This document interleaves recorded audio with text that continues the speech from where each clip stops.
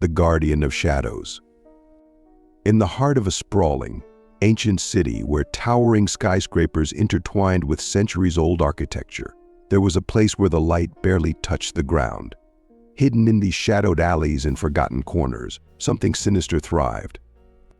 It was a city where fear clung to the air like a dense fog, where the night was thick with the whispers of unseen horrors. But within this darkness, there was one who stood against the tide of terror: Adrian Blackwood.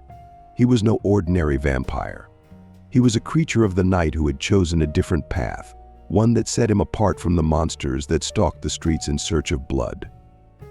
Adrian had lived for centuries, a witness to the horrors that unfolded in the darkest corners of the world, and he had vowed to protect the innocent from the abominations that lurked in the shadows. Adrian's story began in the late 15th century, a time when the world was steeped in superstition and fear. Born into nobility, he had once been a man of honor, loved and respected by his people. But all of that was ripped away when he was betrayed by a close friend who had dabbled in forbidden magic. In a ritual gone horribly wrong, Adrian was transformed into a vampire, cursed to walk the earth as an immortal predator. The bloodlust was overwhelming, a constant, gnawing hunger that threatened to consume him. But Adrian was strong, his will unbreakable. He refused to become a monster, choosing instead to feed only on the blood of animals, a difficult and often torturous existence. As the centuries passed, he learned to control his urges, mastering the dark powers that came with his curse. He became a shadow among shadows, a hunter who stalked the night not for sustenance, but for justice. The city Adrian now called home was a breeding ground for evil, a place where vampires ruled the night, their influence spreading like a disease. These vampires were not like Adrian. They reveled in their power, their thirst for blood insatiable. They saw humans as nothing more than cattle, their lives to be snuffed out for sport. And so Adrian became their worst nightmare. The story begins on a moonless night, the city wrapped in an unnatural darkness. The air was thick with the scent of rain and something else, something metallic and bitter: blood. Adrian stood atop a rooftop, his eyes scanning the streets below, his senses heightened. He could feel the presence of the other vampires, their hunger radiating like a foul stench. They were hunting. Adrian moved like a wraith, his footsteps silent as he descended into the heart of the city.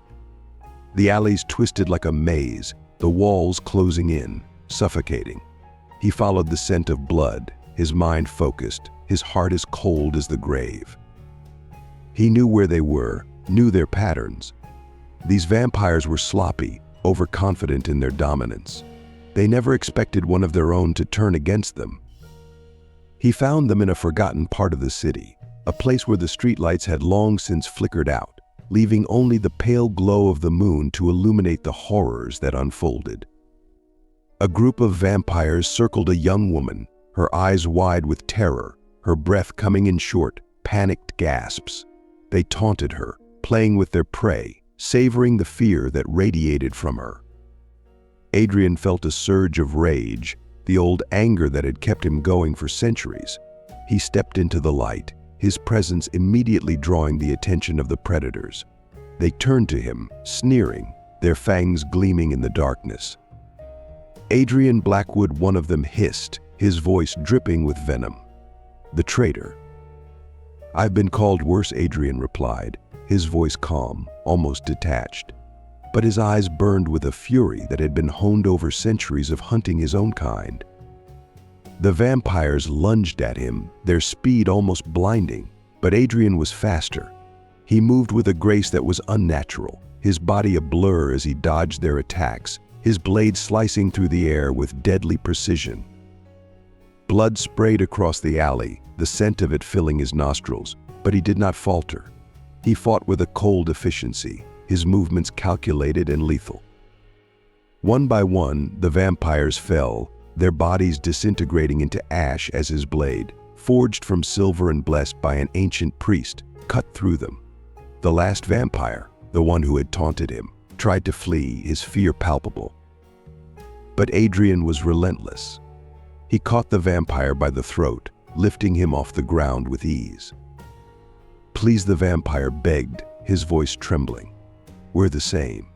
You don't have to do this." Adrian's grip tightened, his eyes boring into the vampire's. "We are nothing alike."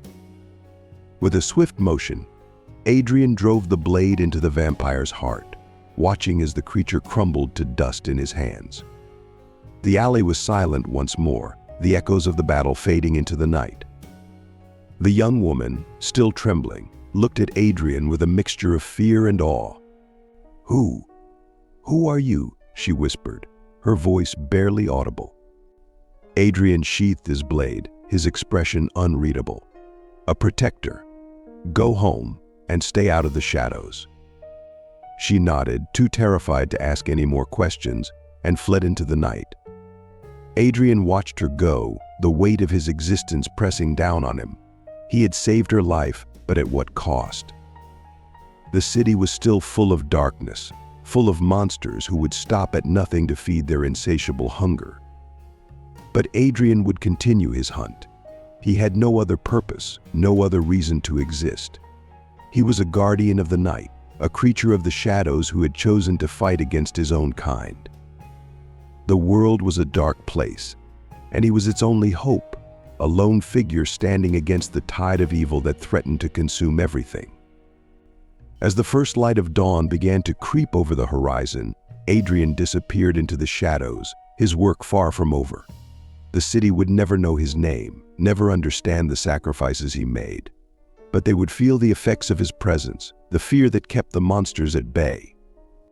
For as long as Adrian Blackwood walked the earth, the night would never be safe for those who preyed on the innocent.